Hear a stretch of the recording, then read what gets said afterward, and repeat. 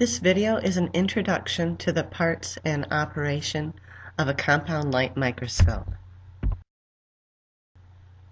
Once you transport your scope back to your station, remove the dust cover, fold it up, and place it in an out-of-the-way location to keep your workspace uncluttered.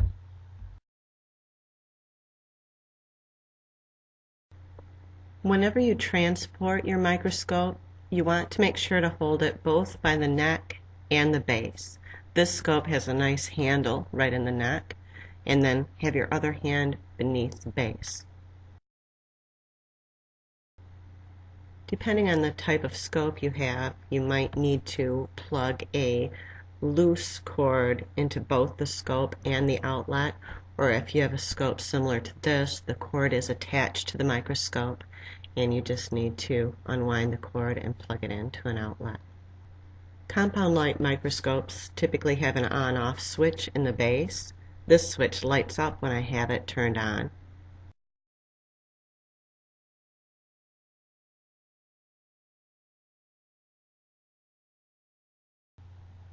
Understanding how to adjust the amount of light that's shining through your specimen is an extremely important skill to have. Too much light and your specimen can be washed out. Too little light and there's not enough illumination to see it. Adjusting the light allows you to manipulate contrast. That's the difference in the visibility of your specimen versus the background. Most compound light microscopes have a dial that will adjust the light level from the illuminator in the base. Another way that your scope allows you to adjust the amount of light shining up through the specimen is through manipulation of the iris diaphragm. This mechanism is located directly beneath the stage, and you twist it to open and close the iris.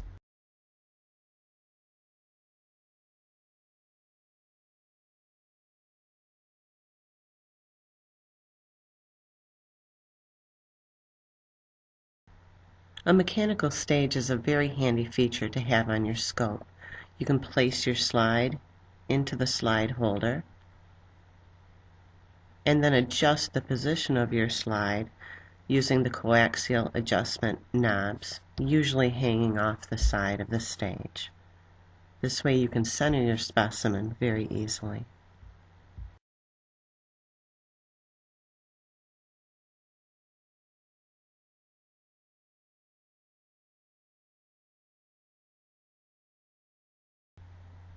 The focus knobs raise and lower your stage, and the vertical position of your specimen is what determines whether it's in focus or not.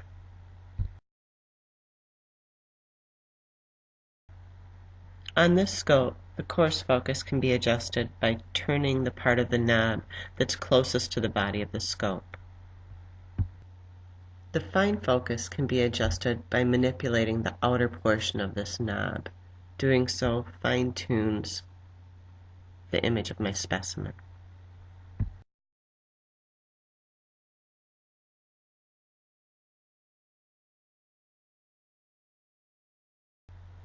Compound microscopes have either a single ocular lens or a set of binocular lenses. The ocular magnifies the specimen 10 times actual size.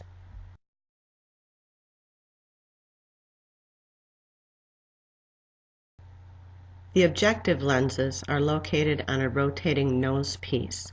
Each lens hangs down from this nose piece and can be turned and clicked into position. The shortest objective lens is called the scanning power. It has a red band around it and it magnifies the specimen 4 times actual size. However, since I'm always looking through both the ocular and the objective to view my specimen, I multiply the powers together to get my total magnification.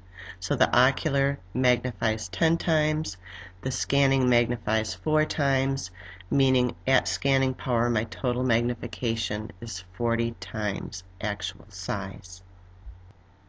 The next objective lens is the low power lens. It has a yellow band around it and it magnifies objects 10 times actual size. So the total magnification when using my low power lens is the ocular, which is 10 times, multiplied by the low power lens, which is 10 times magnification as well, for a total magnification of 100 times actual size. Now when I switch to the next objective, it looks kind of funny. The lens is covered up with a finger cot. In the lab where I teach, these scopes are primarily used for microbiology classes, and in micro we're mainly using the oil immersion lens, the black and white banded lens, for viewing at high power, and the oil used with this lens can damage our high dry power lens. That's why we cover it up. But for now we need to uncover the lens and take a look at it. I can dispose of that finger cot, and now I can see my high dry powered lens. This lens magnifies specimens 40 times actual size, but again I'm always looking through the ocular and the objective at the same time, so my total magnification at high dry power is 400 XTM. Compound microscopes typically have 3 or 4 objective lenses.